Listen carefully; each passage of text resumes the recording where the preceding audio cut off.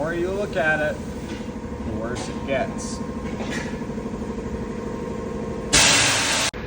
Hey guys, I think the sky's broken because there's water falling out of it.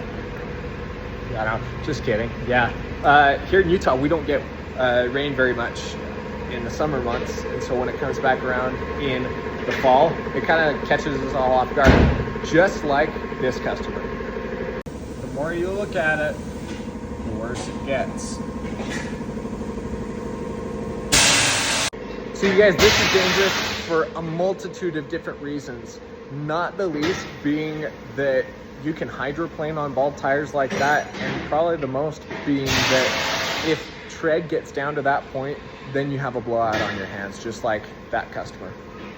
So let me teach you something you may not have known about tires. So these grooves are obviously called tread, and then these side grooves are called siping. And these Nokian tires actually have what's called 3D siping, meaning that these kind of interlock like Lego bricks. Now the reason that tires have siping is so that they can actually channel water out of the tire, and you can see tests online of Nokian tires evacuating water. Like if they go through a puddle, they should shoot out water out the sides. As they evacuate water, more of the rubber has contact with the road. But if we get a layer of water in between the tire and the rubber, that's when hydroplaning happens. So as you can see here, there's not a lot there that is going to actually move water out from the contact patch of the tire, which is what we call the surface area that's actually making contact with the road.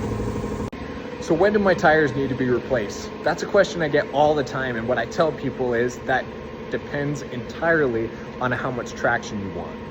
What I mean by that is you can do the George Washington quarter trick, which is to put a quarter down, head down on a tire, and if you see the top of George's head, then it's time to replace the tire.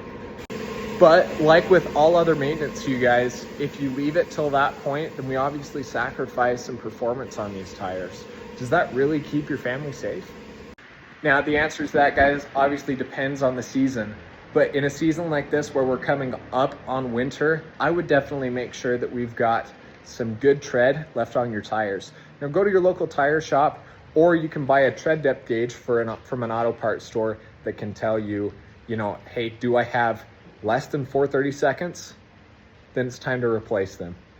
Or am I comfortable with having 5 and 6/30 seconds, or do I want something on there that is going to do a little better than that? Now, I will put a plug in for our tire shops here. We spend a lot of time trying to understand